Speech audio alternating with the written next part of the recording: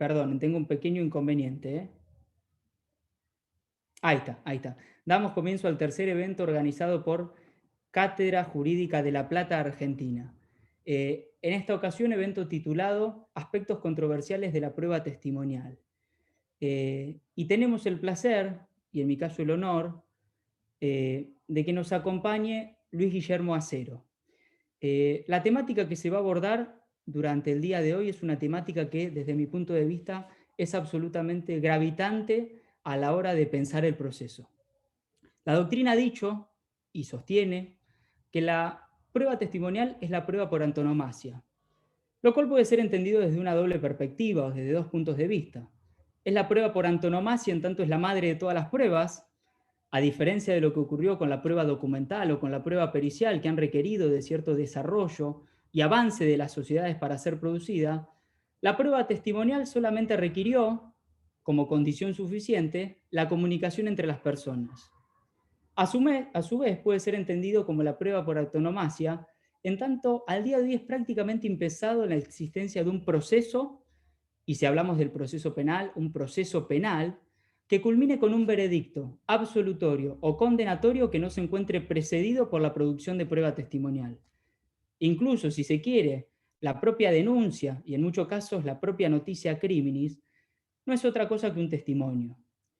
Ahora bien, sin perjuicio de esto y sin perjuicio de esta importancia que justificadamente ha logrado adquirir la prueba testimonial, lo cierto es que ni la jurisprudencia ni la doctrina ha tratado el tema con la debida seriedad que amerita o con el rigorismo que amerita. Eh, en esta ocasión, quien nos acompaña no solamente es un gran conocedor del derecho, sino que es un gran conocedor de esta temática en particular, es un gran conocedor del derecho procesal y del derecho probatorio. Luis Guillermo Acero es abogado de la Universidad Externado de Colombia. Es especialista en Derecho Procesal Civil también por la misma universidad. Es magíster en Razonamiento Probatorio por la Universidad de Girona y Génova. Es candidato magíster de la Universidad Nacional de Colombia. Profesor titular de la Universidad Externado de Colombia. Miembro de los institutos colombiano e iberoamericano de Derecho Procesal y colombiano de Responsabilidad Civil y del Estado. Es abogado litigante y consultor. Además de ello, es autor de innumerables libros y artículos doctrinales, todos ellos relacionados con temas de derecho procesal y derecho probatorio. Luis, déjame darte la bienvenida y agradecerte por estar aquí con nosotros. En lo personal, estoy muy contento de que hayas aceptado la invitación. En tanto, como te decía, sos un gran conocedor de la materia. Además, quiero darle las gracias a todos los que están aquí presentes, ¿sí? Porque, como digo siempre, sin su colaboración, sin su aporte y sin su presencia, estos eventos no tendrían el más mínimo sentido. Luis, no te quiero robar más minutos, así que directamente te cedo la palabra para que expongas. Muchas gracias, Santiago. Eh, Quiero darle las gracias a mi gran amigo y compañero Santiago. Tuvimos la oportunidad de compartir en Girona, haciendo juntos el máster y de discutir sobre varios de estos aspectos, incluyendo el tema de la prueba testimonial, sobre como dice Santiago, basta revisar los códigos y los libros para darse cuenta que falta todavía bastante por trabajar. El día de hoy quiero compartir con ustedes algunas ideas relacionadas con la prueba testimonial. Antes de entrar en materia, les quiero hacer extensivo a ustedes también un saludo y un agradecimiento por unirse el día de hoy a esta conferencia, a esta sesión de trabajo. Eh, Espero abordar el tema en unos 20 o 30 minutos, luego de lo cual sería muy provechoso si pudiéramos intercambiar preguntas o comentarios desde la experiencia de cada uno de ustedes. Eh, yo pretendo abordar esta temática de la prueba testimonial desde una perspectiva que supere lo legal. Como lo hablábamos ahorita, Santiago y yo, uno de los temas fundamentales del área probatoria es entender que además de lo legal hay un campo de análisis, un campo de acción eh, prácticamente ilimitado que desborda el tema puramente legal. Prácticamente todas las pruebas en nuestros códigos de procedimiento penal o civil o de otras áreas están reglamentadas por muchas o pocas normas, pero los autores se han centrado tradicionalmente en el análisis de esas normas, en el análisis normativo, en las repercusiones jurídicas o en la reglamentación jurídica de cómo recibir la prueba, de cómo practicarla, pero creo que es una falla generalizada que la mayoría de los autores han dejado de lado todo eh, lo que no concierne al tema puramente penal. Y resulta que en materia probatoria es ahí donde está la nuez del problema, es ahí donde está el quid del asunto a mi modo de ver. Y por supuesto, la prueba testimonial no escapa de esta realidad. La prueba testimonial está regulada transversalmente, digamos, en nuestros códigos de procedimiento de manera muy similar. El hecho de que haya unas formalidades previas, que haya que recibirle juramento a los testigos, en algunos países se exigen, otros no, el hecho de que se hagan una serie de preguntas con ciertas variables. En algunos códigos, por ejemplo, se prohíben las preguntas sugestivas, en materia penal, por lo menos en Colombia, en la segunda ronda que recibe el nombre de redirecto, están, o en el contrainterrogatorio, antes del redirecto, están permitidas las preguntas sugestivas, en materia civil no, pero en materia civil, por ejemplo, el nuevo Código General de Proceso permitió la doble ronda de preguntas y mal que bien hay algunas instrucciones acerca de cómo el juez debe valorar la prueba testimonial y no hay mucho más desde el punto de vista normativo. Y como ya lo mencioné, pues se dejan de lado una cantidad de aspectos que son de gran relevancia o importancia en el análisis de esta prueba, particularmente de la prueba testimonial. Voy a compartirles una presentación.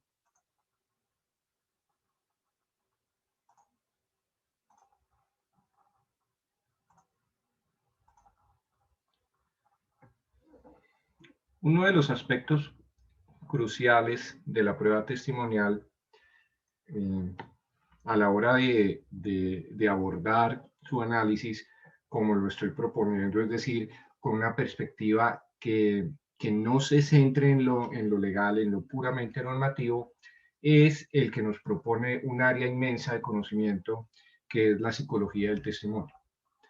Eh, pero como lo hablábamos también Santiago y yo ahorita, cuando uno propone estos temas a personas, digamos, a colegas, a los togados, a los jueces o a los magistrados, lo miran a uno con cara de que uno está hablando en chino o en un idioma distinto.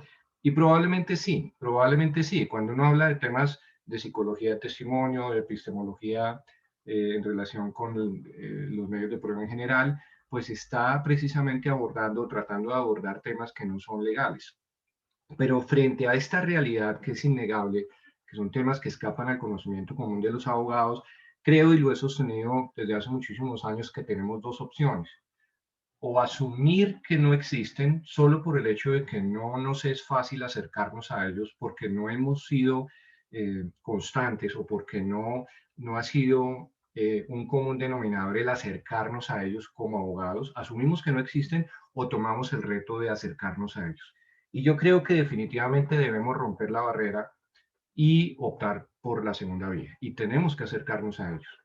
Naturalmente son temas que pueden llegar a ser densos porque, por ejemplo, desde el punto de vista de la psicología de testimonio, pues los abogados no tenemos muchas herramientas a la hora de analizar varios de los aspectos de los que me voy a ocupar, pero eso no significa que no debamos hacer el intento. Bien, yo voy a plantearles algunos puntos centrales de lo que para mí constituyen los ejes centrales o lo que yo llamo los mitos de la prueba testimonial. Obviamente voy a hablar desde la experiencia que he tenido como litigante y profesor en Colombia, sin perjuicio de lo que ustedes puedan añadir desde sus propias perspectivas, para lo cual pues, será muy provechoso al final intercambiar opiniones sobre esto. Voy a plantearles algunos mitos centrales, como ya lo dije, y algunas posibles respuestas o críticas a esos mitos precisamente desde el punto de vista de la psicología de testimonio. Es difícil, como ya lo mencioné, plantear estos debates porque muchas veces la reacción que se entiende es una reacción, dijéramos, en exceso defensiva. Las personas a las que uno plantea esta temática suelen asumir una posición, yo diría que hasta agresiva, de defensa de las normas, sin percatarse quizás de que haya puntos válidos que valdría la pena comentar. Creo que es una opción válida plantearse estas críticas y analizar hasta qué punto resulta válido pensar en el mejoramiento de la normatividad, como lo voy a mencionar enseguida. Eso parte de una premisa también, y es, por esto que estoy diciendo, por estas ideas que estoy comentando, hay que tener en cuenta, como lo he desarrollado en un par de escritos, si alguien quiere, y por intermedio de Santiago lo podemos hacer, puedo hacerles llegar algunos de estos documentos que yo he elaborado, que no son más, digamos, que el desarrollo de ideas que otros profesores y tratadistas han desarrollado, desafortunadamente no de manera extensa en lo que hace a nuestros países. Pero hay una premisa básica y es: las normas probatorias tienen un determinado efecto epistémico. La regulación normativa produce unos determinados efectos, buenos o malos. Por ejemplo, las normas pueden producir o generar que al proceso judicial lleguen más o lleguen menos información. Es decir, hay un primer efecto sobre la calidad de la información, pero también hay un efecto sobre hay un primer efecto sobre la cantidad de la información, pero también hay efectos en relación con la calidad de la información. En relación con lo primero, fíjense que esas normas que vienen a ser como una especie de condicionantes de la información, yo las llamo los condicionantes normativos, generan una determinada cantidad de información según las restricciones que se impongan al acceso de la información que viene del mundo exterior. Por ejemplo, si hay un determinado código de procedimiento que señale restricciones muy altas o requisitos difíciles de cumplir, o por ejemplo la misma regla de exclusión tan común en nuestros ordenamientos, genera o la imposibilidad de que cierta información se allegue al proceso, o que se excluya información que fue recopilada, pero que no puede ser analizada, por ejemplo, porque se vulneraron las garantías fundamentales o normas legales o derechos fundamentales de las partes. Fíjense que es casi obvio hablar de que las normas producen un efecto en cuanto a la cantidad de la información, y sin embargo estos asuntos han pasado desapercibidos. Y en cuanto a la calidad, pues también las normas generan un efecto en cuanto a qué tan buena o qué tan deficiente es la información. Sobre ese sentido hay unas líneas claras de desarrollo, por ejemplo, en relación con los controles de fiabilidad probatoria. Ahorita mismo en Colombia estamos teniendo un fuerte debate, como es el objeto de la charla del día de hoy, sobre si, por ejemplo, los requisitos que los dictámenes periciales de parte deben tener tienen que exigirse al momento en el que el dictamen se aporta, por lo menos en las áreas no penales, esos dictámenes se aportan con la demanda o con la contestación, o si las posibles falencias en esa información, por ejemplo, relacionada con la idoneidad de los peritos, los soportes que acrediten la experiencia de los peritos, los títulos académicos, se puede analizar al final. La tradición nuestra, centrada en el análisis legalista, pues ha concluido, digamos, hay un fallo reciente de la Corte Suprema de Justicia, que esos requisitos no deberían exigirse al momento de aportar la prueba, sino al momento de la valoración. Como si la valoración fuera una especie de, no sé, una especie de lámpara de Aladino, de la cual surgiera mágicamente una serie de respuestas, cuando es lo cierto que esos no son requisitos de forma, sino elementos epistémicos para el análisis de la prueba pericial. Si no se cuenta con la información acerca de la idoneidad y la experiencia de los peritos desde el principio, es muy difícil, por no decir que imposible, hacer los controles de fiabilidad. En la audiencia de contrainterrogatorio, que es o de interrogatorio de los peritos y contrainterrogatorio, pues es una constante que buena parte de las preguntas se basen precisamente en la idoneidad y la experiencia de los peritos. Y si no se cuenta con la información necesaria, pues fíjense que va a ser muy difícil al final de la historia, al final del proceso, analizar la prueba testimonial, pericial, si no se cuenta con la información sobre la idoneidad de la experiencia. Entonces, fíjense con este breve ejemplo que les pongo, que es necesario, para mí diría imprescindible, tener en cuenta todo aquello que no tiene que ver con los temas normativos, porque fíjense nomás que en relación con los efectos, analizando los efectos epistémicos de las normas, el legislador, por ejemplo, podría asumir una posición crítica frente a cierta regulación y producir cambios en el futuro. Y me estoy refiriendo a estos temas de modo preliminar porque en el caso del testimonio creo que precisamente ese debería ser el análisis que deberíamos hacer. Es decir, lo que yo propongo, poniendo sobre la mesa estas ideas que seguramente van a generar, no lo digo por el foro en el que estamos en este momento, sino en general en las comunidades académicas en las que se suelen discutir esas ideas, estas ideas generan resistencia. Pero si fuéramos capaces de abordar estos temas desde perspectivas no normativas, no legales, podríamos plantearnos discusiones acerca de si es preciso o no mejorar nuestras normatividades al futuro, teniendo en cuenta los efectos epistémicos de las normas correspondientes. Bien, dicho lo anterior, eh, quisiera entonces hablar de los mitos centrales de la prueba testimonial. Como lo decía Santiago, en nuestros sistemas, y yo me atrevería a decir que inclusive en el sistema anglosajón, la prueba testimonial es quizás la más usada, junto con los documentos y la prueba testimonial y la prueba pericial, perdón, tanto en las áreas no penales como en el área penal. Es una prueba de muy frecuente uso. Si en materia penal es frecuente, pues en las demás es todavía más frecuente, es de de muy frecuente uso, tanto en las áreas civiles como en las laborales, como en las contencioso administrativas. Y internamente, en lo que hace a Colombia, dijéramos, esta prueba está cimentada en una serie de mitos que necesariamente creo yo que pueden ser objeto de discusión. Algunos de estos mitos, voy a mencionar los que a mi modo de ver son los principales. El primer mito es la memoria de los testigos es fiable, es decir, yo sé, insisto, que algunas de estas ideas podría generar discusiones, pero la idea precisamente es esa. La memoria de los testigos es fiable. Fíjense que todos partimos de la base, algunas veces con soporte en pseudoideas psicológicas, en otras con soporte normativo, por ejemplo, en lo que hace en nuestro país con base en la presunción de buena fe, no en la presunción de inocencia, sino en la presunción de buena fe, se suele partir de la base de que los testigos dicen la verdad, de que la memoria de los testigos es fiable. Ustedes estarán pensando, pues obvio, porque nadie va a un proceso judicial a declarar sobre la base de que va a decir mentiras. No, pero ya vamos a ver que desde el punto de vista de la psicología del testimonio, este primer mito es absolutamente rebatible. Porque no es cierto, no me quiero adelantar, pero no es cierto que la memoria de los testigos sea fiable, sino todo lo contrario.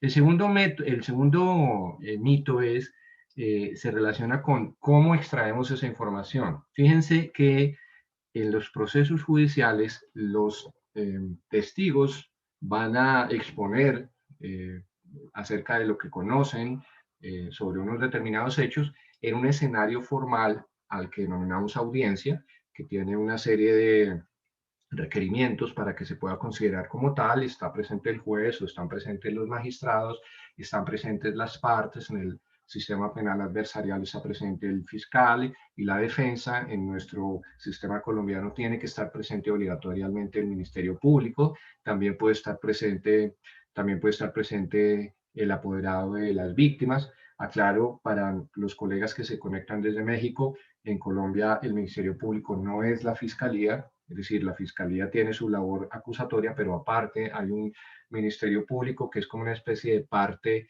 en representación del pueblo a manera del sistema italiano. Y hay una serie de personajes allí y al frente hay una persona a la que le vamos a hacer unas preguntas de acuerdo con las metodologías que cada código de procedimiento haya señalado. Y asumimos como un mito que ese método de interrogatorio formal en el cual tanto el juez, de acuerdo con lo que reglamente cada sistema, y los abogados de las partes, eh, a través de esas preguntas, insisto, en la mayoría de las codificaciones, bajo el apremio del juramento, por no decir que es una amenaza, es adecuado para la obtención de la verdad, entendiéndose por verdad, en este caso de la prueba testimonial, la información que esa persona que está declarando tenga o pueda llegar a tener o conocer sobre unos hechos que se dice tuvieron ocurrencia en el pasado y sobre los cuales esa persona puede llegar a tener conocimiento. El mito número 3 es que la calidad de esa información que se obtiene de la persona que declara depende de qué tan bueno o malo sea el interrogatorio. Es decir, muchas veces cuando los testimonios son deficientes, eh, se ha escuchado la expresión de que el problema no es la prueba testimonial en sí ni el testigo, sino que los abogados o las partes, a través de sus abogados, no saben interrogar. Que una buena declaración o una buena información obtenida de un testimonio depende de qué tan bueno sea el interrogador, sea que se trate del fiscal o el abogado de la defensa en materia penal o de cada una de las partes en un litigio civil o contencioso administrativo. Es decir, hay una relación directa entre la calidad de la información y el interrogatorio. Fincando sobre los hombros del interrogador la virtud, digamos, de extraer de buena manera esa información. Y al respecto, pues hay toda una escuela, digamos, que se centra en las técnicas de interrogatorio. Que unas buenas técnicas de interrogatorio de los abogados o de las partes o del fiscal o del Ministerio Público en aquellos países en los que tenga un rol protagónico, es lo que va a hacer finalmente que se obtenga la verdad de lo que el testigo conoció o llegó a conocer. La otra cara de la moneda es, para controvertir esa versión de lo que el testigo está diciendo, hay un mito número 4 según el cual es posible dejar en evidencia la mentira o la falta de credibilidad del testigo, pero no solo de él como órgano de la prueba, de él en cuanto posible objeto de críticas en cuanto a su credibilidad, sino de la información que el testigo está brindando. Es posible dejar en evidencia no solo la mentira del testigo, sino la de dudosa calidad de la información con un buen contrainterrogatorio. En ese sentido, me tomo las palabras de tal vez recientemente fallecido en varias de sus conferencias, Michele Tarufo ha criticado el sistema anglosajón, el sistema adversarial anglosajón, pero esa idea de que un buen contrainterrogatorio es la medida idónea para controvertir la credibilidad del testimonio y la información, pues es una idea que tenemos todos en la cabeza y también sobre esto pues ha desarrollado estas ideas Jordi Nieva Menor. Y hay un quinto mito que me parece espectacular por lo criticable, y es, nos han vendido la idea de que la inmediación es también una especie de santo grial, es una especie de punto de honor que se ha incluso elevado a la categoría de principio. Para mí no cabe duda de que no se trata de un principio, es simplemente una regla técnica, en la medida en que durante muchísimos años hemos tenido sistemas que tienden hacia la mediación y creo que no ha habido mayores inconvenientes en ese sentido, pero se dice que la mediación es un mecanismo idóneo con el cual se permite obtener información del testigo, fíjense, ya no de la declaración, sino del testigo como tal, que resulta útil o necesaria para efectuar la valoración del testimonio. El mito es también algo que está afincado en el ADN de nuestra cultura jurídica. Se dice que, sobre todo, los comportamientos del testigo en la audiencia permiten finalmente que el juez pueda tomar esa información que se extrae de ese comportamiento, de la forma como el testigo se desenvolvió en la audiencia a la hora de efectuar la valoración del testimonio. Sobre este mito y los anteriores, pues me pronunciaré a continuación. Entonces, como decía al inicio en la introducción, creo que para abordar una postura crítica de estos mitos hay que partir de una premisa fundamental que para mí es esencial, y es que es posible, pero no solo es posible, sino que es recomendable analizar críticamente los efectos epistémicos de las normas probatorias. Y para eso pues hay que partir de una base que puede ser elemental a pesar de la resistencia que genera, y es que, como ya lo mencioné, las normas, todas las normas probatorias generan un determinado efecto epistémico. Y si uno analiza los efectos epistémicos de las normas y concluye que posiblemente la normatividad pueda ser objeto de mejora, pues sí es necesario plantearse desde qué punto de vista resulta recomendable hacer una mejora en esa normatividad. Pero el análisis que se debe hacer no es solamente desde el punto de vista normativo. Ya voy a mencionar un ejemplo a propósito de lo que mencioné sobre la prueba testimonial, sino, insisto, desde el punto de vista de los efectos. Entonces me voy a detener en este efecto. Yo discuto esto mucho aquí con mis colegas y con mis alumnos, porque lo que estoy diciendo no es poesía jurídica, como decía una amiga de hace varios años. No se trata de hablar del ser y la nada, se trata de cosas que tienen sustento en la realidad. Podríamos decir sustento empírico. Y fíjense, en Colombia ha pasado algo parecido a lo que ha pasado en varios países de Hispanoamérica, y es eh, en nuestro sistema anterior del Código de Procedimiento Civil, un código que duró vigente casi 40 años con muchas modificaciones, pero que en su momento fue un código de avanzada. Creo que los movimientos codificadores o de reformas suelen ser como una especie de, perdón, la comparación no resulta muy feliz por la época, pero resulta una especie de virus, en el sentido de que cuando hay un movimiento codificador en un país, como que los demás se van contagiando. Pues bien, en la década de los 70 hubo un primer movimiento codificador y Colombia no fue la excepción. Tuvimos un gran maestro que ustedes han escuchado nombrar seguramente, que fue Hernando Davis de Chandía. Nuestro código del 70 es un código que está muy alineado con el Código Procesal Italiano de 1942. La obra también fue realizada por otro gran profesor que fue Hernando Morales Molina. Y bien, ese Código de Procedimiento Civil, que duró tantos años sin reforma, tenía uno de sus ejes centrales, era la prueba pericial. Pero la prueba pericial, como el sistema de ese código era escrito, la prueba pericial también lo era. Y no solo la prueba pericial, es decir, el documento que elaboraban los peritos era escrita, sino también la forma de controvertir la prueba era por escrito.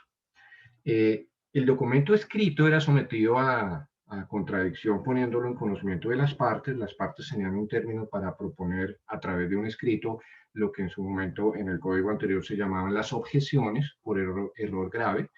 De eso el perito podía pronunciarse y podía elaborar, digamos, una nueva respuesta a esas objeciones. Y como prueba de esas objeciones, uno podía solicitar un segundo dictamen pericial que se rendía por escrito y la historia comenzaba nuevamente con la salvedad de que ese segundo dictamen no podía ser objeto de objeción nuevamente. Pues bien, además de lo tortuoso que ustedes se imaginarán cómo era ese procedimiento, por eso los trámites acá se demoraban cerca de 10 años, los procesos, los que llamábamos los procesos ordinarios, que son los procesos normales, digamos, eran procesos absolutamente demorados porque eran procesos escritos con un sistema desconcentrado, es decir, el juzgado fijaba fechas para las audiencias de los testimonios según su agenda y no había una audiencia concentrada, pero sobre todo eran demorados por esta prueba pericial. Pero al margen de la demora, me quiero centrar en un punto. Todos, incluyendo los propios peritos, teníamos conciencia de la pobreza epistémica de ese modelo anterior. Y por pobreza epistémica me refiero a los pobrísimos resultados de fondo, es decir, la calidad de los dictámenes periciales era evidente, era una verdad de apuño que nadie se atrevía a discutir. Y los jueces, desafortunadamente, porque ese es un problema adicional sobre la prueba pericial, respecto de la cual algún día volveremos a discutir, pues no tenían mayores elementos o herramientas para analizar si ese dictamen o el contradictamen que estaban escritos o que habían sido objeto de objeciones, no tenían mayores elementos para decir que no se pudiera tener en cuenta. Luego los fallos se basaban, usualmente era un trasplante de las conclusiones que contenían los dictámenes. Pero era claro que los dictámenes periciales tenían un pobre nivel en cuanto a los análisis de fondo. Pues bien, lo que estoy diciendo es que no en cuanto al trámite en sí, sino en cuanto a los resultados, en cuanto a esa pobreza epistémica de la cual todo el mundo eh, era, era, era, eh, era testigo, era era un tema absolutamente claro, pues motivó que en el Código General del Proceso, que está vigente desde el 2016, hubiera un cambio total de paradigma. Lo que estoy diciendo es que si esto fue posible hacerlo, lo que pasa es que nos demoramos 40 años en hacerlo, pero si fue posible hacerlo en relación con la prueba pericial en materia no penal, porque hay que decir que este código, el Código de Procedimiento Civil, es un código que irradia todos los demás códigos que no son el Código de Procedimiento Penal. Si fue posible hacer el cambio, pues también es posible hacerlo en otras áreas. Pero el cambio fue porque nos dimos cuenta de la pobreza de la información que estábamos recibiendo con este sistema que estaba mandado a recoger.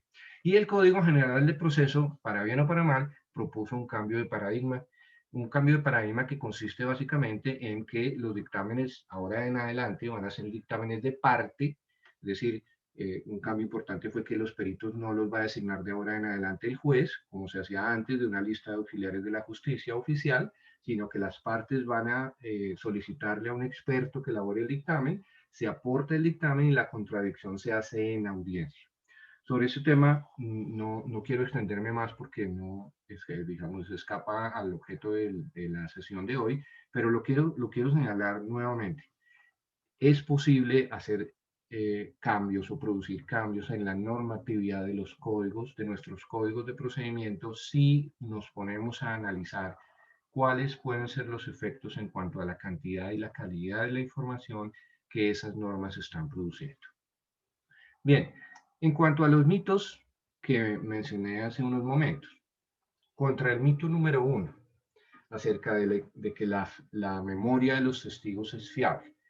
Desde el punto de vista de la psicología del testimonio, no desde el punto de vista normativo, sino desde el punto de vista de la psicología del testimonio, la memoria de los testigos, aún de los testigos oculares, es decir, aquellos que dicen haber visto directamente, haber presenciado los hechos, es bastante precaria.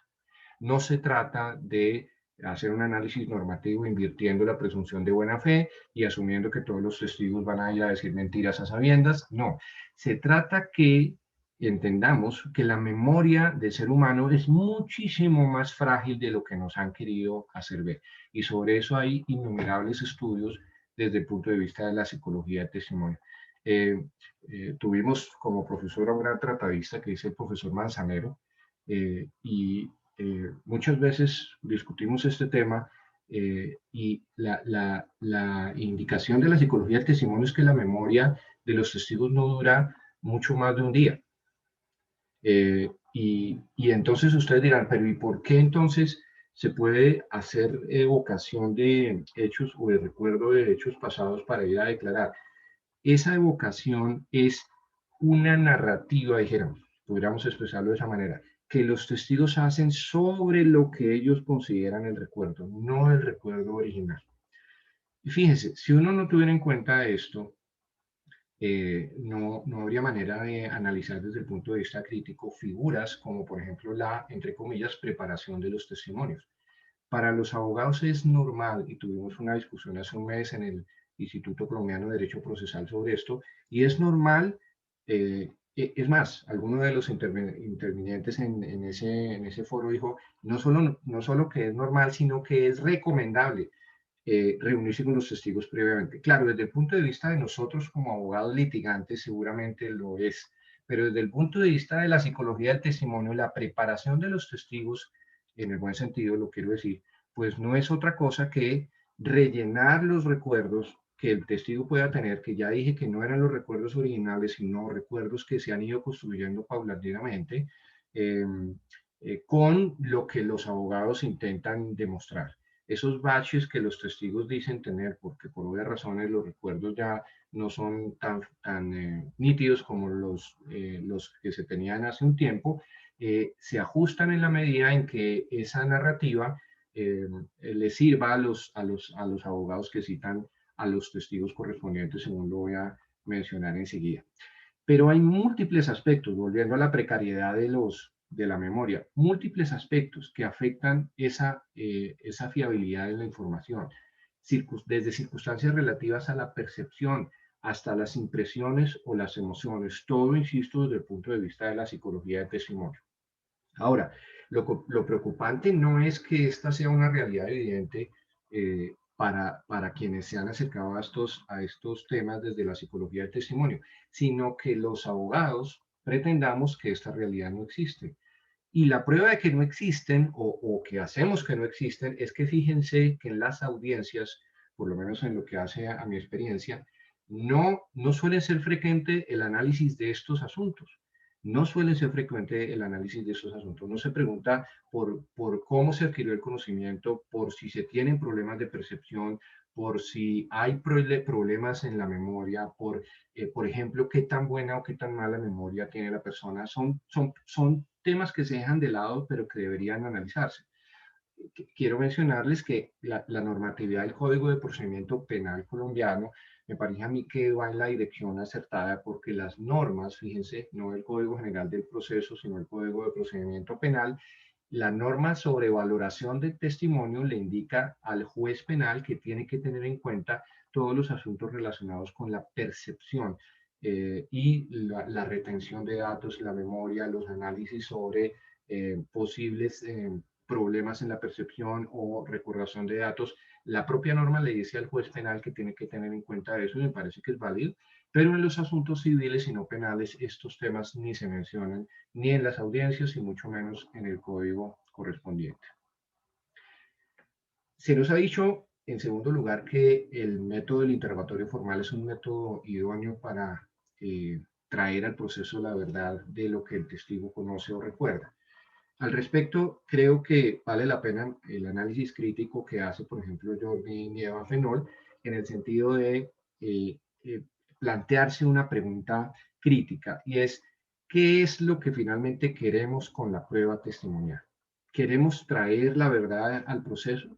Creo que los que hemos abordado estos asuntos desde la óptica no legal, desde el punto de vista del razonamiento probatorio, pues indudablemente debemos concluir o confluimos en una respuesta afirmativa. Es decir, creo, soy convencido, sé que Santiago también, que todos ustedes estarían de acuerdo conmigo en que la idea es que haya una premisa básica sobre la cual se montan las decisiones judiciales y es que en el proceso, al proceso debemos traer la verdad de la información. Esto implica dejar de lado o superar esa vieja cuestión o esa vieja discusión acerca de la verdad real y la verdad procesal. Esa discusión es una discusión aparente. Tenemos manera y tenemos cómo hacerlo y además tenemos el deber ético de que al proceso judicial llegue la verdad de la información. Pues bien, ¿qué tiene que ver eso con la prueba testimonial? La pregunta que nos tenemos que hacer es si el escenario formal de la audiencia, en la cual hay un juez y unas partes, el Ministerio Público o el fiscal o las partes en materia civil, que le hacen una serie de preguntas al testigo bajo el apremio del juramento y sus consecuencias penales, es o no un método idóneo para obtener la información de lo que el testigo sabe. Eh, Al respecto, habría que decir básicamente lo siguiente: el interrogatorio formal en audiencia no suple los problemas de la memoria. No hay que pensar que porque la audiencia es un escenario formal y hay un juez con toga o unos magistrados y unos abogados con cara de voy a destruir al testigo si es la contraparte o un escenario absolutamente acartonado y formal, ese escenario supla los problemas a los que ya me referí, como si la audiencia formal fuera un método para suplir las falencias, por ejemplo, en la percepción o en la memoria o en la evocación o el hecho de implantar recuerdos propios en los recuerdos originales del testigo.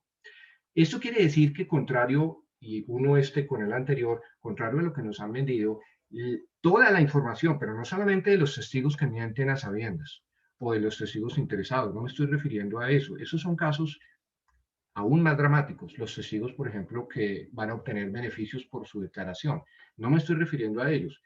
Todos los testigos, o mejor, toda la información que proviene de todos los testigos se debe recibir con beneficio de inventario. Toda. No importa si se trata del más espectacular de los testigos cuya declaración es impecable. Esa declaración puede estar totalmente desviada de lo que en realidad ocurrió. Esto genera obviamente problemas adicionales porque ustedes estarán pensando que yo lo que estoy planteando es un apague y vámonos. Creo que no hay que asumir tampoco la posición como la menciona Tarufo, el pesimista desilusionado. Creo que hay cosas en las que podemos trabajar. Y ustedes estarán preguntando también, pero entonces, ¿cómo podemos abordar el tema de la valoración de la declaración, de la información que surge del testimonio? Bueno, en adelante voy a hacer un par de comentarios sobre eso. Apenas acabemos el tema de los mitos. Contra el mito número 3, el buen interrogador es el que hace que la información sea de buena calidad. Yo quiero llamar un poco digamos, a la sensatez, a lo que en realidad es la vida real. ¿Qué es lo que los abogados y las partes quieren cuando llevan un testimonio?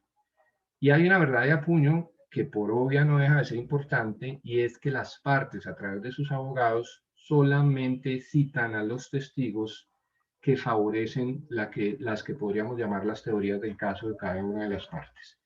Al punto que en materia penal es una expresión constante, los testigos se llaman testigos de cargo, los testigos de la fiscalía se llaman testigos de cargo. Es obvio que la fiscalía, o en México el Ministerio Público, va a citar a los testigos que van en favor o van a declarar en favor de su teoría del caso.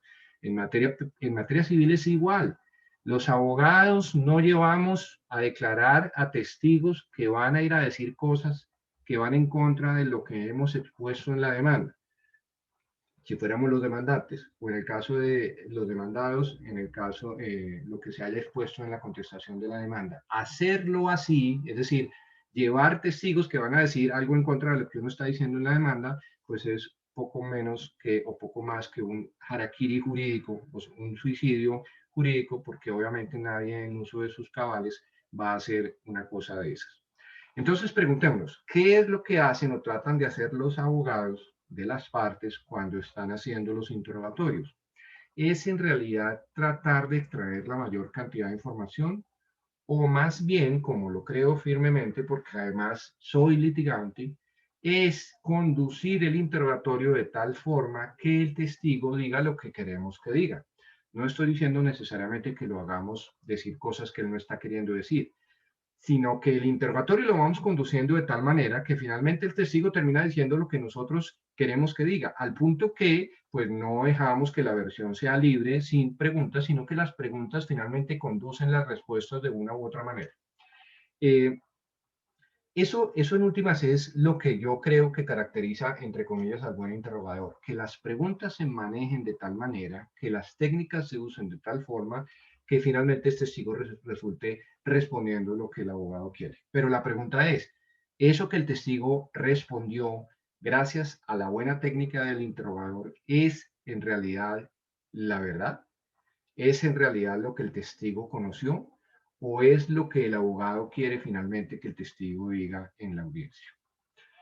El mito número 4 es la otra cara de la moneda, el contrainterrogatorio. ¿Qué es lo que busca el contrainterrogatorio? No es extraer la verdad de lo que el testigo conoce. Fíjense que si, eh, si el testigo ha declarado por citación de una de las partes, el contrainterrogatorio de la otra parte, pues naturalmente va a ir dirigido no a extraer información, sino a, lo voy a decir de forma gráfica, a desbaratar el testigo y su testimonio.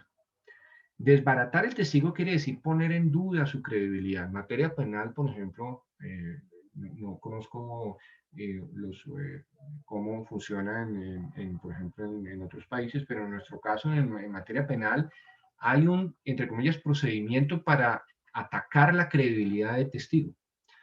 Y eso implica empezar a hacer preguntas y cuestiones sobre puntos sensibles relacionados con si, por ejemplo, ha mentido en otros casos, si ha dicho cosas distintas en documentos anteriores o en otras declaraciones del propio proceso. Y en últimas, ¿qué es lo que busca el contrainterrogador? Es atacar al testigo para poner en duda su credibilidad. Pudiera pensarse que este es un método idóneo para digamos, efectuar el control de fiabilidad de esta prueba. Pero lo cierto es que el contrainterrogatorio no busca extraer información adicional del testigo, sino, insisto, desbaratarlo o atacarlo a él como persona y poner en duda su credibilidad. Estas técnicas, por ende, incluyen tácticas o maniobras, digamos, para poner en duda su dicho, atacar al testigo y no para obtener información adicional. Y el mito número 5. El mito número 5 relacionado con la mediación. Nos dice el adagio popular que en la audiencia el juez puede recabar una cantidad de información que no es la que el testigo está dando a través de su declaración, sino, por ejemplo, a través de sus comportamientos, el propio lenguaje no verbal, su vestuario, la actitud que el testigo tenga en la audiencia, si es un testigo desafiante, si es un testigo que se ríe, por ejemplo, de las preguntas, que desafía a quien lo está interrogando, que se niega a responder y que de todas, bueno, y que además la inmediación es el elemento fundamental a través del cual podemos llegar a esta información, porque si no fuera así, si el juez no tuviera presente al testigo, pues no se daría cuenta del comportamiento, de que es un testigo desafiante, de que es un testigo que está nervioso, que es un testigo que constantemente está mirando al abogado de la parte que lo citó, y de esta serie de circunstancias nos dicen, gracias a la inmediación es posible extraer una información que se debe tener en cuenta ya a la hora de hacer la valoración. Pero lo quiero decir de forma clara, nada más equivocado que pensar que la inmediación es un medio para extraer información que pueda ser objeto de valoración. Esto implica usar generalizaciones o como se conocen en el común de nuestros países, máximas de la experiencia que no tienen ningún fundamento empírico. No está demostrado desde la psicología del testimonio que ninguna de las circunstancias que se relacionan con el comportamiento de los testigos en la audiencia puedan conllevar a un análisis acerca de la información. Por ejemplo, que el testigo está muy nervioso y que en consecuencia claramente es un testigo mentiroso. El testigo puede estar nervioso por mil razones. Puede estar nervioso porque tiene un viaje más tarde, puede estar nervioso porque nunca ha ido a una audiencia, puede estar nervioso por N razones y no hay ninguna manera de garantizar la razonabilidad de una conclusión según la cual un testigo que se porte de cierta manera es un testigo mentiroso. Eso implicaría usar una generalización, insisto, que no tiene un fundamento, lo que el profesor Tarufo denomina las generalizaciones espurias. No tiene ningún fundamento. Y el problema es que usarlas para, por ejemplo, desvirtuar una declaración, conllevaría graves errores en la valoración. Algo así como que el testigo que esté impecablemente vestido, que esté perfectamente bien puesto en la audiencia, que no dude en sus respuestas, que mire siempre al frente cuando le estén preguntando y a la hora de responder, igual testigo que dice la verdad. Eso no tiene el más mínimo fundamento. Como no tiene fundamento, el testigo que mire a su abogado, que se ponga nervioso, que se frote las manos, que esté sudando en la audiencia, que no sepa cómo contestar, que tartamudea a la hora de responder, igual testigo mentiroso. No tienen ninguna relación. Bien. De lo anterior, yo creo que podemos ir concluyendo en lo siguiente. Podemos pensar en soluciones novedosas. Podemos asumir que el escenario de la audiencia no es el único método ni tampoco necesariamente el más aconsejable. El método formal de la audiencia, y creo que todos lo tenemos claro, es un escenario apremiante. No permite que el testigo declare de forma tranquila y espontánea. El solo hecho de que el juramento sea un mecanismo de presión implica que el testigo va a estar eh, contra las cuerdas. Digamos, al principio de la audiencia le decimos, por lo menos así sucede en el caso colombiano, que tiene que jurar como si el testigo que no jurara necesariamente estuviera diciendo mentiras, pero el apremio del juramento implica una amenaza implícita y es que si se falta a la verdad, no sabemos eso qué quiere decir, entonces se va a incurrir en un delito de falso testimonio. Pero fíjense entonces que cuando el testigo, y además los abogados lo usan como mecanismo de presión, y le recuerdo, señor declarante, que usted está bajo la gravedad de juramento. Los testigos a la hora de responder piensan más que en lo que recuerdan o en la verdad de su declaración, en las consecuencias de lo que están contestando desde el punto de vista penal. Eso no debería ser de esa manera, si quisiéramos de verdad obtener la verdad, la información de lo que el testigo sabe. ¿Es posible pensar en soluciones novedosas? Es posible pensar en soluciones novedosas. Soluciones que no necesariamente se basen en el escenario formal de la audiencia. Por ejemplo, ya, y ustedes lo conocen mejor que yo, se han implementado mecanismos o herramientas en las que se escuchan declaraciones de ciertas personas, no necesariamente en la audiencia formal con un juez y las partes interrogando al testigo. El ejemplo más claro, pero no es el único, es el de la Cámara de Gesell. No es el único caso, pero ustedes lo saben mejor que yo. Es una herramienta que se usa para cuando hay casos de posibles o presuntos abusos sexuales a menores, pero no es el único ejemplo.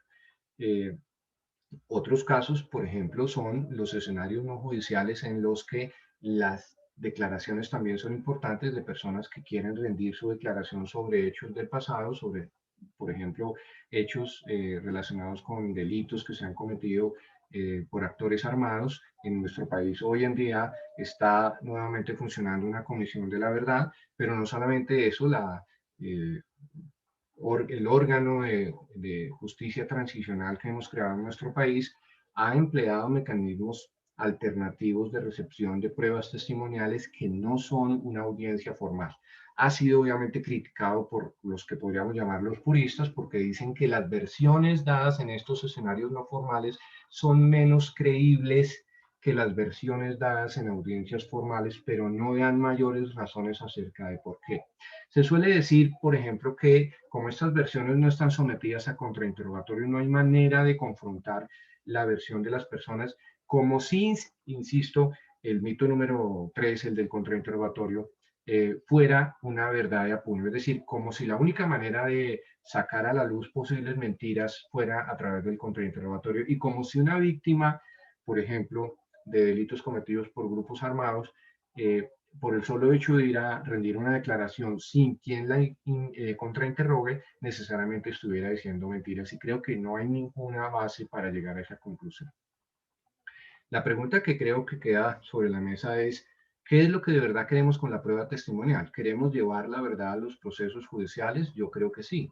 Verdad entendida como lo que en realidad el testigo recuerda acerca de lo que ocurrió.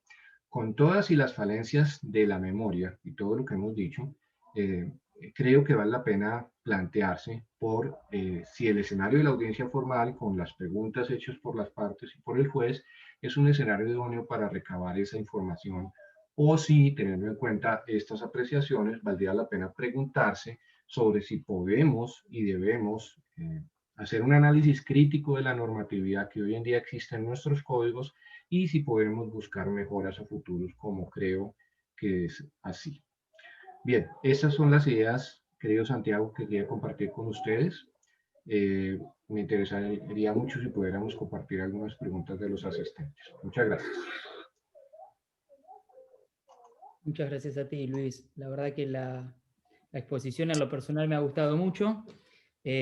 Muy interesante, por sobre todo, todos los tópicos que has ido tocando han sido notoriamente interesantes. Todo aquel que tenga alguna pregunta para realizar, por favor escríbanla en el chat y se la vamos a realizar al expositor. Por lo pronto empiezo yo, ¿sí? Que en lo personal te haría una decena de preguntas. Vos en varias partes de tu exposición hiciste referencia al querido Michele Tarufo. Michele Tarufo básicamente establece una decisión entre dos formas bien diferentes de ver al proceso. Entender al proceso, si se quiere, como una confrontación, como un litigio, como una batalla, como un deporte, o si se quiere ver al proceso como un buscador de la verdad, como un acercador a la verdad de lo realmente acontecido, en el fondo. Por otro lado, en este último tiempo, en Latinoamérica ha empezado a tener una si se quiere, gran impronta a las técnicas de litigación, ¿no? A las cuales vos también estuviste haciendo referencia. ¿Crees que realmente estas técnicas de litigación son propiciadas por muchos autores a partir del desconocimiento de los efectos contraepistémicos que estas prácticas producen? ¿O crees que también puede haber una adopción de una visión del proceso como una contienda? ¿Qué crees que justifica realmente estas técnicas?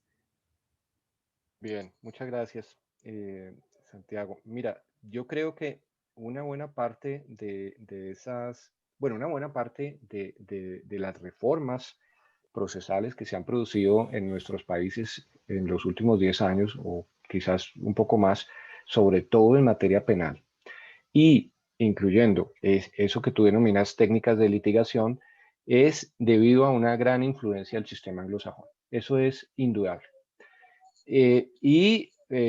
Quiero resaltar, digamos, hay unas ideas importantes, no solo de Tarufo, pero quiero sobre todo resaltarlas porque él ha sido o fue un insistente crítico del modelo anglosajón. Nos han vendido la idea, tal vez a través de las películas, de las series de televisión, que ese sistema, en lo que hace a esas técnicas de litigación, es un sistema perfecto, está cerca de la perfección. Pero resulta que sobre ese sistema hay múltiples críticas. No me voy a referir en extenso, por ejemplo, al tema de los jurados, porque no podríamos abarcar ese tema tan interesante. Pero, por ejemplo, el tema del sistema adversarial claramente no está hecha, Santiago, para obtener la verdad de lo que los testigos quieran decir. Los interrogatorios, pero sobre todo los contrainterrogatorios, están hechos para destruir al testigo. Pero eso está amarrado a un tema muy importante, y es que en ese sistema, por su formación, el proceso judicial no está hecho, no está concebido como un mecanismo para obtener información o para obtener la verdad de lo que ha sucedido en la realidad, sino que se entiende que es un escenario de confrontación, como bien lo has dicho, en el que hay dos contendientes o más contendientes y alguno de los dos tiene que vencer, lo cual irradia no solo el sistema penal, sino en general las otras áreas. Desde esa perspectiva, entonces, poco importa que el testigo esté diciendo la verdad o no.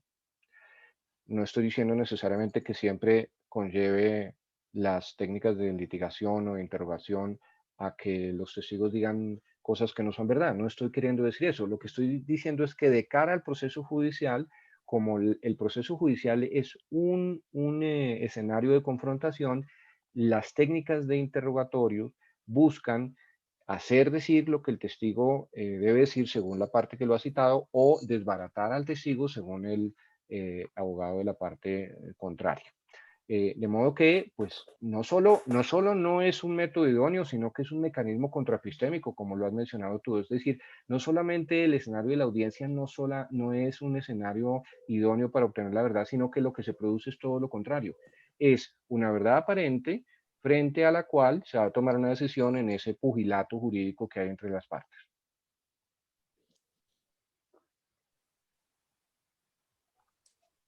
Clarísimo, Luis, clarísimo.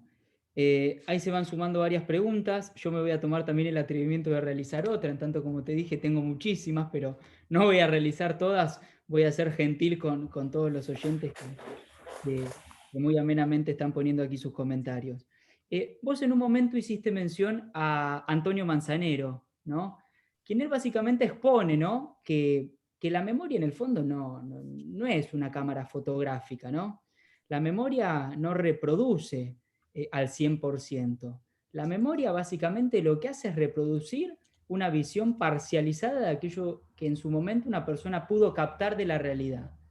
Ahora bien, ya en el año 1885, si mal no recuerdo, Ebbinghaus nos establecía la famosa curva del olvido, conforme la cual las personas muy rápidamente pierden real noción de aquello que han logrado percibir.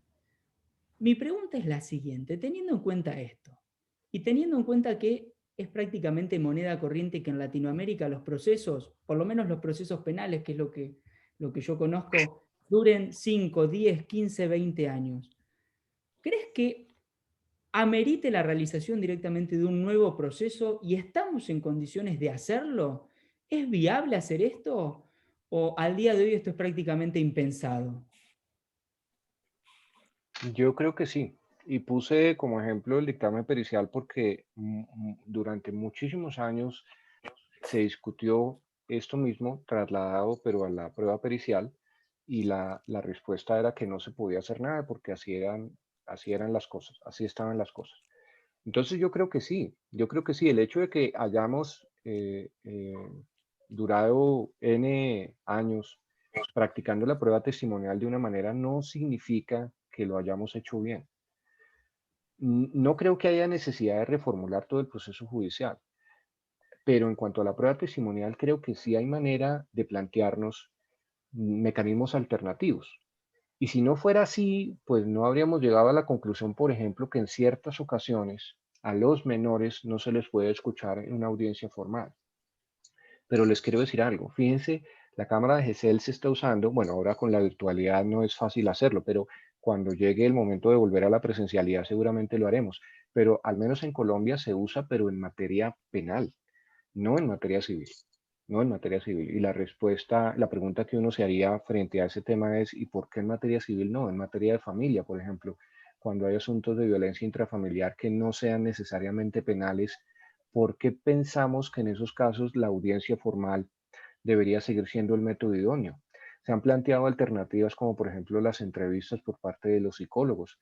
En fin, yo creo que se han hecho avances, pero a lo que voy es que si podemos, si hemos hecho un replanteamiento, al menos parcial, de la forma como hemos venido practicando la prueba testimonial, creo que es viable hacerlo en general.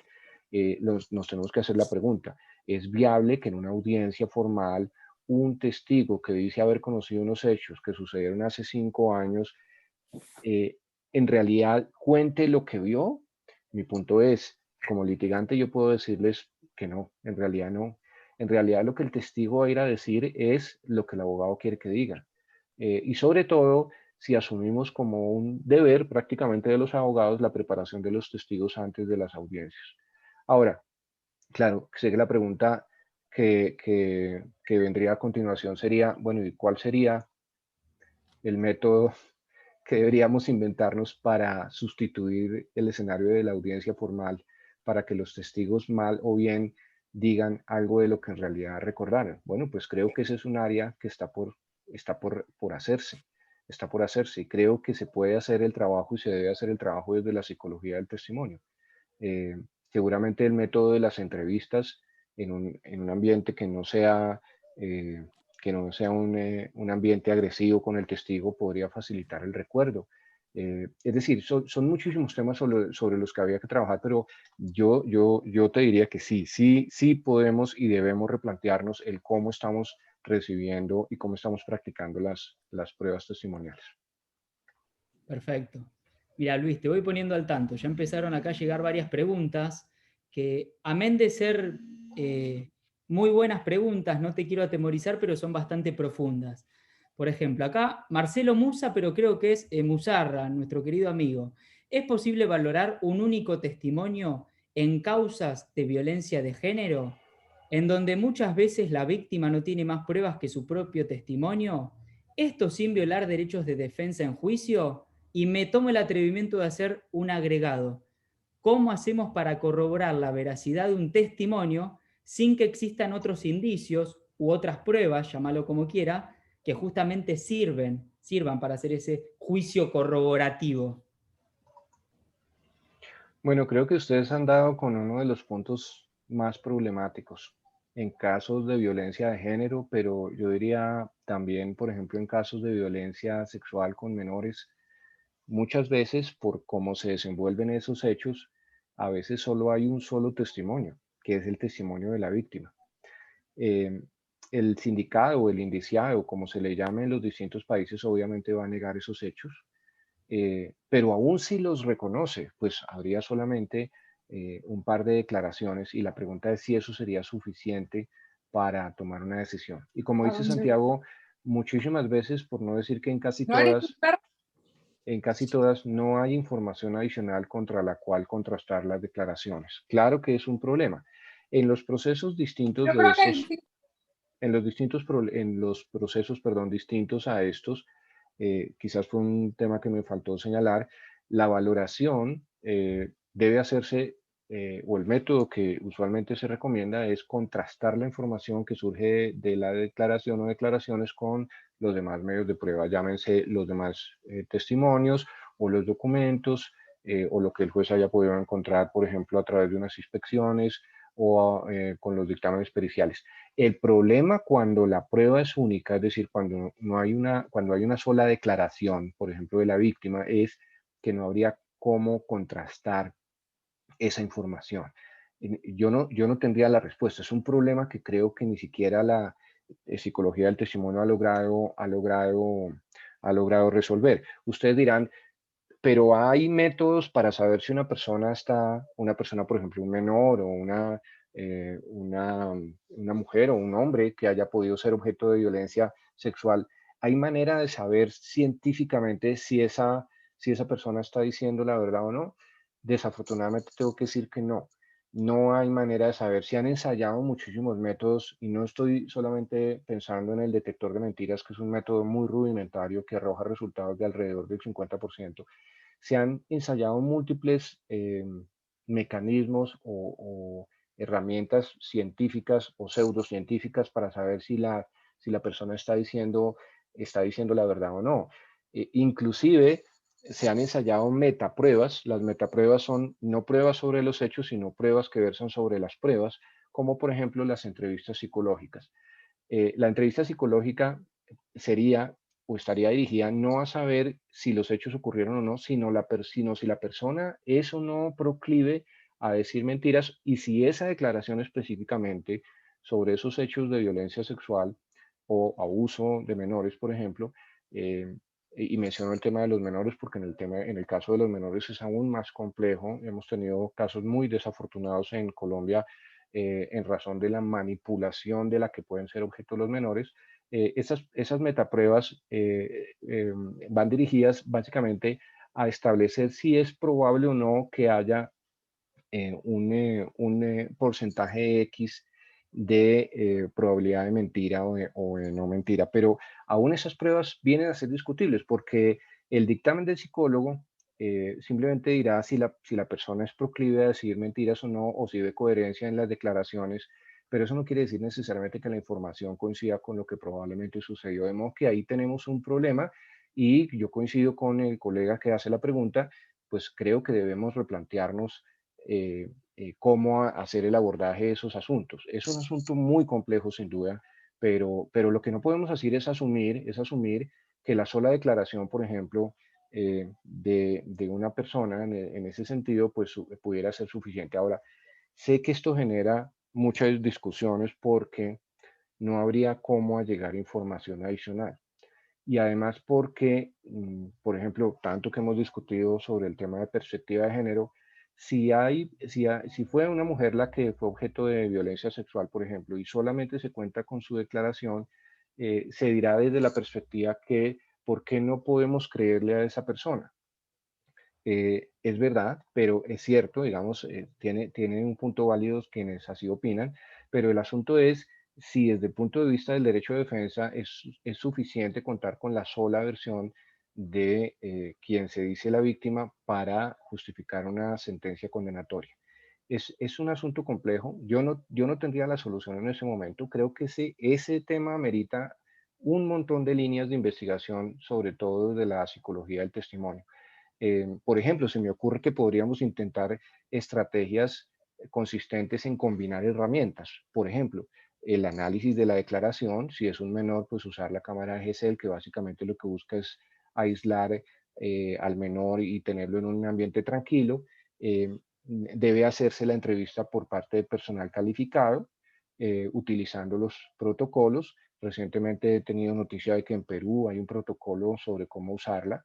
Pero además podría haber un dictamen adicional sobre si el menor es influenciable o no, si esa declaración fue objeto de eh, algún tipo de influencia externa o si se ve coherencia en la declaración en cuanto a los lugares, en cuanto a los detalles relacionados o circunstanciales alrededor de los cuales sucedieron los hechos. Podríamos intentar una combinación de estrategias para llegar a un cierto resultado razonable. Pero naturalmente es un asunto súper complejo sobre el que creo que vale la pena ahondar muchísimo más. Perfecto, Luis. Mira, acá Pamela Ricci, que por si no la conoces es una reconocida jurista aquí de Argentina, te realiza una observación pero con una pregunta, ¿sí? O con una doble pregunta, si se quiere. Independientemente de la teoría del caso que cada parte formal sustente, el Ministerio Público Fiscal debe proceder conforme al principio de objetividad, por lo cual debe producir las pruebas de cargo y también las de descargo y perseguir la verdad real. El mejor mecanismo sería la mayor celeridad posible en la recepción de los testimonios. Así se evitaría la fuga de memoria del testigo, por decirlo así. Y nuevamente me tomo el atrevimiento de hacerte una pequeña, si se quiere, suma, ¿no?, a la pregunta. Víctor de Paula Ramos prácticamente propicia, ¿no?, un cambio de modelo de juzgamiento, y él justamente propone, ¿no?, un adelantamiento rotundo en la toma de las pruebas testimoniales. Ahora bien, mi pregunta también es esta, de la mano con la que hizo Pamela: ¿cómo hacemos para garantizar el derecho de defensa? Si en muchos casos el imputado no está individualizado, y aún estando individualizado quizás no tuvo la posibilidad de elegir un defensor de confianza. Sí, yo creo de nuevo que hay que, yo creo que hay de nuevo que combinar estrategias. Coincido con nuestro gran amigo Víctor que en lo posible no debería pasar un tiempo sustancial entre cuando el testigo conoce los hechos y se hace su declaración. Em, Creo que es una verdad de apuño que mientras más tiempo pase, pues va a ser más difícil que esa persona tenga algún tipo de originalidad en el recuerdo. Mientras más tiempo suceda, va a haber más sobreposición. A los recuerdos originales se van a ir sobreponiendo los recuerdos eh, efectuados o elaborados por narrativas del propio testigo. Los recuerdos que él dice tener son recuerdos que él mismo ha elaborado sobre lo que él piensa que ocurrió, pero no los recuerdos originales. Y si además hay posteriores preparaciones de los testimonios, pues con mayor razón. De hecho, hay una relación, creo yo, entre los hechos, entre la distancia que hay entre la declaración y la ocurrencia de los hechos y la necesidad de preparar los testimonios. Mientras más tiempo más tiempo haya pasado, pues habrá necesidad de preparar esos testimonios, pero más o menos fiable será la información. De modo que creo que en ese sentido sí valdría la pena, por ejemplo, diseñar unas herramientas con las cuales sea posible extraer la información de manera adecuada, de la manera más rápida posible. Pero, claro, el segundo tema es, hay problemas en cuanto al derecho de defensa porque en esos momentos no ha estado presente la persona, no ha estado el sindicato, no ha estado asistido de un abogado, o en materia civil no están presentes las partes, etcétera. Y de nuevo creo que podrían ensayarse estrategias novedosas. Creo que una manera podría ser recibir las declaraciones, verterlas en escrito, y como sucede, por ejemplo, en España, esas declaraciones en juicio podrían ser objeto de confrontación con la declaración de la persona que rindió la primera declaración. Es decir, si la primera declaración hecha recién los hechos sucedieron, se pueden dejar eh, eh, digamos, medios en los cuales se vierta esa declaración, en un escrito o en videos, el día de mañana esa declaración se puede contrastar, pero es que es distinto contrastar a dar una declaración, porque yo te puedo citar a ti y en audiencia o en el escenario que estemos empleando en su momento, decirte, Santiago, en 2018, cuando recién ocurrieron los hechos, por ejemplo, del accidente de tránsito, tú declaraste que el vehículo tal iba por la calle tal. Sin embargo, en ese momento eran las 6:18 de la tarde y no había manera de que tú vieras esa información. ¿Qué nos tendrías que decir al respecto? Eso es distinto a decir 8 o 5 años después, señor Santiago, por favor declárenos o dígale al despacho lo que usted recuerde sobre los hechos sucedidos el día tal. Es distinto, porque la declaración que tú vas a rendir cuando ya sea el momento de hacerlo en juicio sin haberlo hecho, recién ocurrieron los hechos, va a tener todos los problemas que ya hemos analizado. Pero naturalmente creo que una buena medida, una buena manera es que hubiera forma de extraer la información, eh, digamos, relativamente rápido los hechos ya hayan sucedido, y para garantizar la contradicción esas versiones se pueden contrastar en un escenario que ya sea dentro del proceso, llámese el juicio o el proceso civil o el proceso laboral o contencioso administrativo. Perfecto, Luis. Sí, yo en este punto me animo a agregarte lo siguiente. Es muy difícil también a esta altura, ¿no?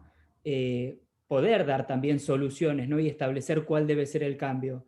Lo que sí es innegable es que como primer paso, si se quiere, es detectar el problema, detectar aquello que no se está haciendo debidamente.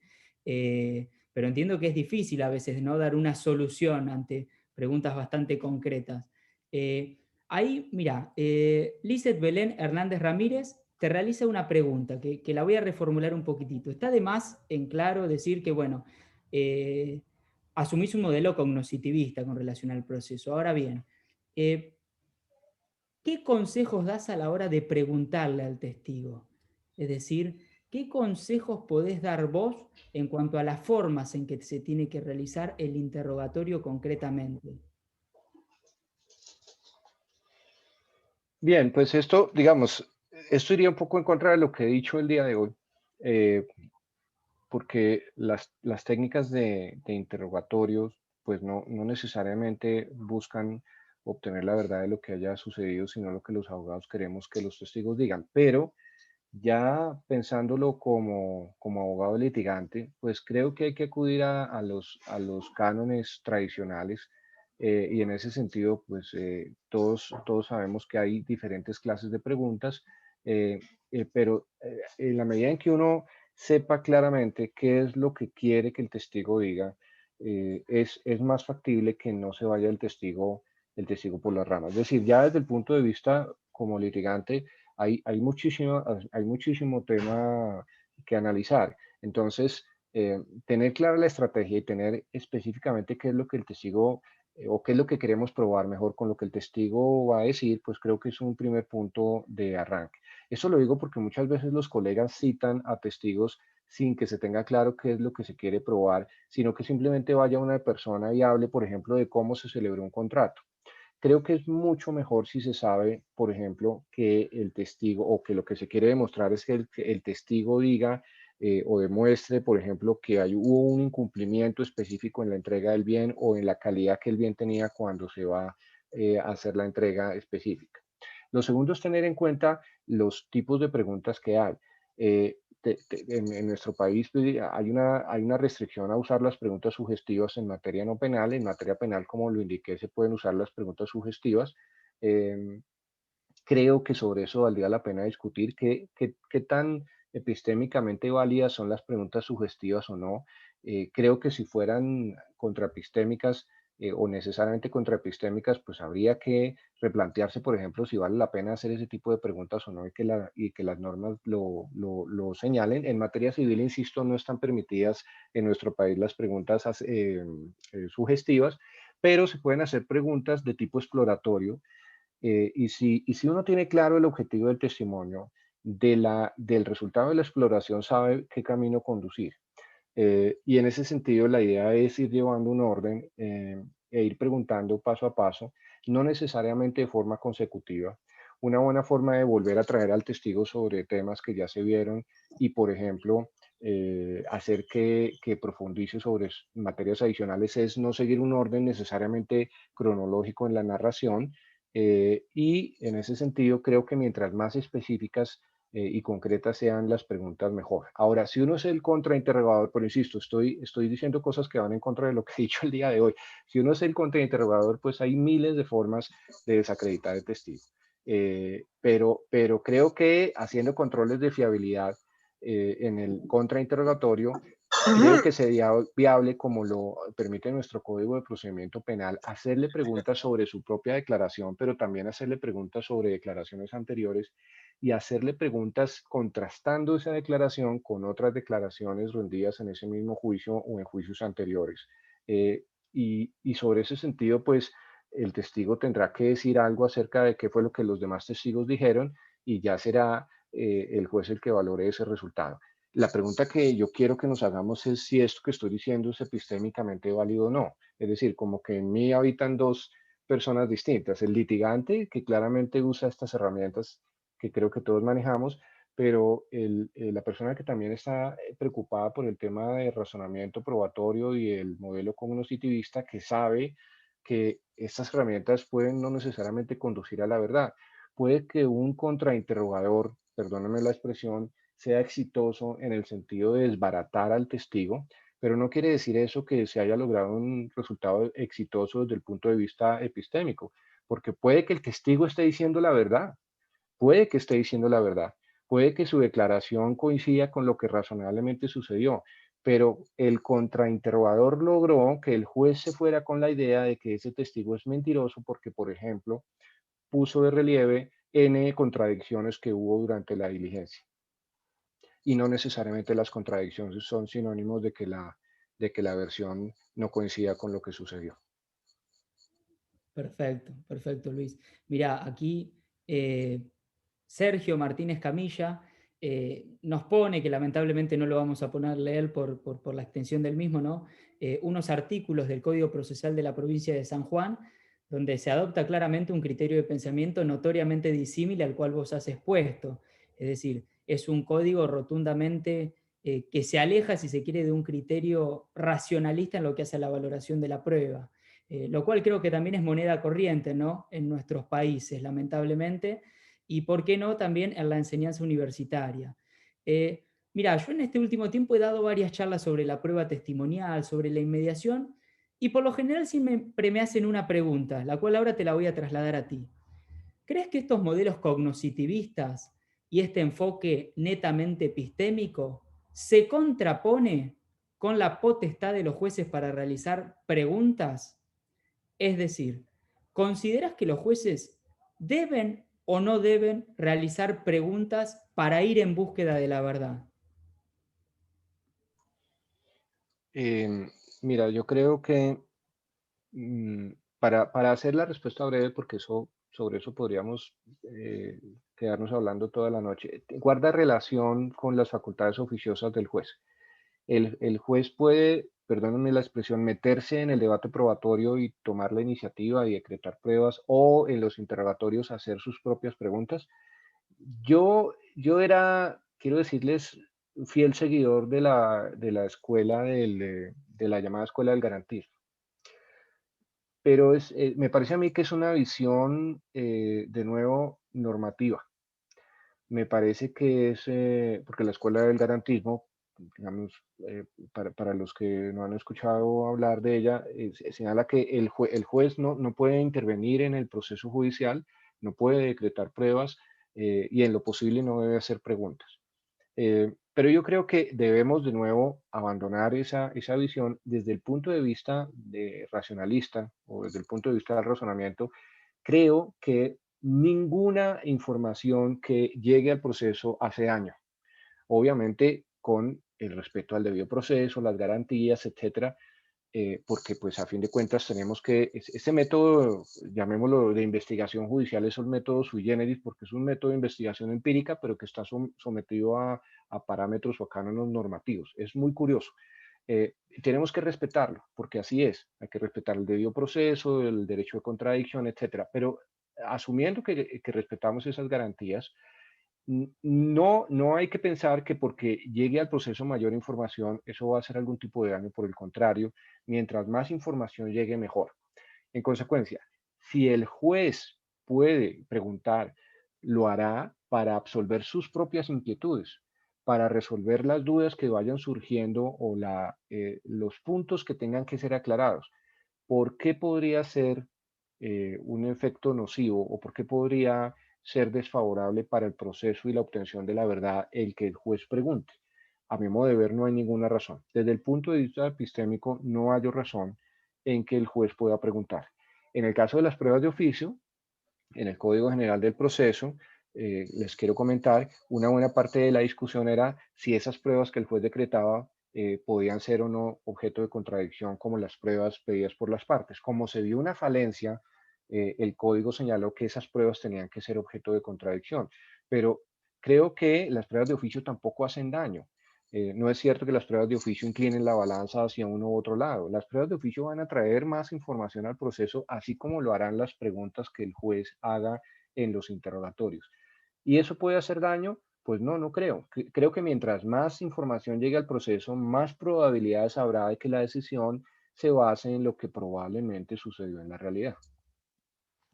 Perfecto, perfecto. Fíjate vos lo paradójico, ¿no?, de la situación, porque justamente hablar del garantismo prácticamente es hablar de Luigi Ferrajoli, Derecho y Razón, el padre del garantismo penal. Y él, sin perjuicio de sus criterios de pensamiento bien puntuales, ¿no?, en los temas específicos, él es también un aférrimo defensor de un modelo cognoscitivista del proceso. Ahora bien, a la hora de llevarlo a cabo, él en lo personal creo que temblequea en algunas cosas, pero bueno, todo esto es un camino que se está recorriendo, a mi modo de ver, en estos últimos años. Mira, acá Marcelo Botindari te realizo una pregunta que parcialmente la has contestado, así que me voy a tomar nuevamente el atrevimiento de reformulártela. Él nos habla de la inmediación, ¿no? Y la pregunta apunta a la inmediación. Y yo te la reformulo diciendo lo siguiente. ¿Crees que la inmediación tiene en alguna medida o desde algún punto de vista alguna función epistémica? ¿O directamente la inmediación no tiene función epistémica y sirve para otra cosa? Bien, como lo señalé, yo no creo que tenga ninguna función epistémica. Creo que el hecho de que el juez tenga presente al testigo no le da, perdónenme la expresión, mayor valor agregado a la declaración como tal. La inmediación es una herramienta que facilita en grado sumo la contradicción, el ejercicio de la contradicción, tanto de las pruebas testimoniales como de las pruebas periciales y las declaraciones de parte, se surte, digamos, de manera mucho más eficiente a través de la contradicción. En el caso de las pruebas periciales, los controles de fiabilidad que se hacen en audiencia son controles súper valiosos porque con base en ellos el juez va a tomar algunos elementos de juicio para valorar finalmente la prueba pericial. Si no fuera así y volviéramos a nuestro sistema anterior por escrito, por ejemplo, la contradicción por escrito y no en audiencia, pues el resultado, como ya lo mencioné en su momento, pues era supremamente pobre. De modo que la inmediación, claro que ayuda, sí sirve para la práctica, pero sobre todo para la contradicción de las pruebas, pero eso no significa que tenga una utilidad epistémica en sí mismo. Perfecto. Mira, para ir culminando, ¿sí? Y para no abusar de tu confianza y de tu amabilidad, Luis.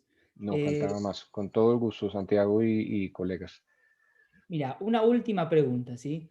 Eh, yo generalmente cuando tengo la oportunidad hago ciertas referencias bastante críticas con relación a la enseñanza universitaria. Yo creo que a nosotros se nos enseña a conocer las leyes, a comprenderlas, a interpretarlas, aplicarlas, pero poco se nos dice con relación a los hechos, ¿no? A las pruebas, a la valoración de las pruebas, a la argumentación. Nada se nos dice con relación a eso, o nada se nos enseña, o poco se nos enseña, por lo menos aquí en Argentina. ¿Qué opinión te amerita la enseñanza universitaria al día de hoy? Por lo menos en lo que hace a Colombia. Mira, estamos en ese proceso. Naturalmente es un proceso que hasta ahora se está iniciando. El pensum está montado, yo diría que en la mayoría de las universidades, por no decir que en todas, sobre la base del análisis legal. Algo se habla allí, sobre todo en los temas de valoración de temas no legales, pero es un rescoldo muy sucinto de lo que en realidad debería trabajarse. En la universidad he externado, conscientes de esa falencia, con otro colega que también ha estado interesado en estos temas, que es el profesor Freddy Toscano, tomamos la iniciativa de hacer un módulo completo de razonamiento probatorio, pero hasta ahora lo tenemos montado para nivel de maestría. Pero es algo porque antes no existía ni siquiera, la expresión razonamiento probatorio ni siquiera existía. De modo que en pregrado estamos todavía en pañales, en posgrado algo se ha avanzado. Eh, por ejemplo, el profesor Ulises Canosa, que en este momento está cursando también el máster, es profesor de posgrado de procesal, particularmente de probatorio, también en la Universidad Externado, y sé que buena parte de lo que él vaya o esté discutiendo en el máster seguramente lo va a discutir con sus alumnos, pero creo que en pregrado todavía nos falta mucho camino por recorrer. No abordar temas que se suelen rotular como si fueran de teoría de la prueba. Es que no se trata de hacer teoría jurídica sobre las figuras normativas. Se trata de abordar una cantidad de temas que no tienen manera de abordarse desde el punto de vista normativo ni desde el punto de vista teórico dogmático.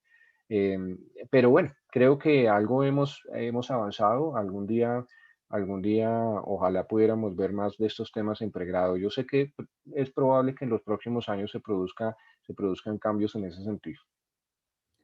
Luis, más que claro, eh, quiero darte las gracias. Lo hago en nombre de todos los que están aquí presentes, que te aclaro, la participación de ellos en el chat ha sido constante, pero aparte muy valiosa. Me encantaría realizarte todas las preguntas que se han realizado, pero bueno, por una cuestión de tiempo no puedo hacerlo. Te agradezco por haber querido participar, han sido muy valiosos tus aportes, amén de que lo has hecho con una gran elocuencia, ¿sí? Ha sido muy didáctico. Así que te dejo directamente las palabras finales para que cierres. Bien, muchas gracias a todos. Yo te agradezco a ti, Santiago, por el espacio, por la oportunidad.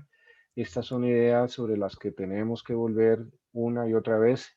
Quiero cerrar con estas breves reflexiones. Yo le decía a Santiago que cuando yo hablo de estos temas, y seguramente a él le pasa lo mismo, he hablado con varios colegas que se han preocupado de estos temas del razonamiento. Es como si uno estuviera hablando en un idioma diferente. Eh, Creo que guardar las proporciones es como si tuviéramos una especie de, como de falencia en la comunicación, pero creo que no hay que cesar en el intento, creo que no hay que desfallecer, debemos insistir. Mi gran preocupación es que las decisiones judiciales o que lleguemos a un punto en el que las decisiones judiciales puedan ser cada vez mejores. El solo hecho de que podamos superar la visión de la certeza como base de las decisiones judiciales, que sé que es común en muchos de nuestros países, ese ya sería un gran avance. Las decisiones judiciales no pueden seguir basándose en que el juez adquirió certeza o no, sino en si en realidad los hechos están razonablemente demostrados.